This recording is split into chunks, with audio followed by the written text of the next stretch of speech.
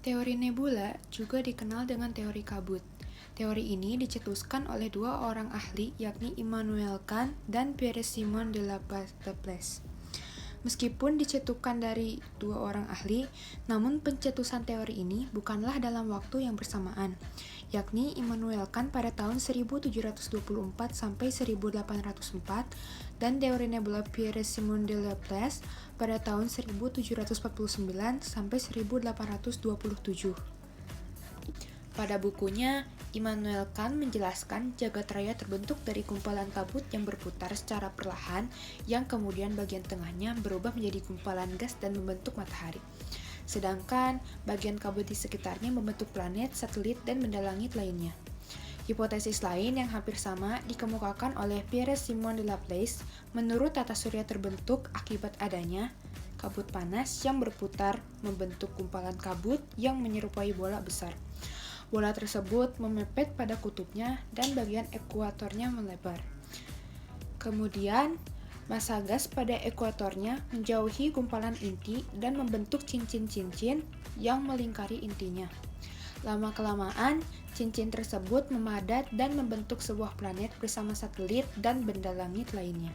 Sedangkan inti kabut berbentuk bola besar yang memijar disimpulkan sebagai matahari. Garis besar dari teori ini adalah menyatakan bahwa jagat raya ini terbentuk dari sebuah kabut. Kabut tersebut sangat panas dan suatu saat kabut itu akan memadat di bagian tengahnya sehingga terciptalah matahari. Kemudian kabut-kabut tersebut akan memipih dan menyebar di bagian pinggirnya, sehingga terbentuk planet dan berbagai benda lainnya. Kelebihan teori nebula yaitu teori ini berhasil mengemukakan bahwa tata surya ini datar, orbit, berbentuk elips planet mengelilingi matahari. Kelemahan teori nebula. Teori kabut nebula yang dikemukakan oleh Kant, Laplace memang menjadi teori pembentukan tata surya yang paling banyak diterima. Meski begitu, teori ini juga memiliki kelemahan sebagai berikut. 1. Menurut Sir James Jeans dan James Clerk, massa bahan yang terdapat pada cincin-cincin yang terbentuk tidak cukup menghasilkan tarikan gravitasi. Hal ini membuatnya kurang memungkinkan untuk memadat menjadi planet.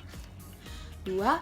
Menurut F.R. Moulton, yang seharusnya memiliki momentum sudut paling besar adalah planet, bukan matahari. Sedangkan pada teori kabut menjelaskan bahwa matahari yang memiliki momentum paling besar dengan massa terbesar.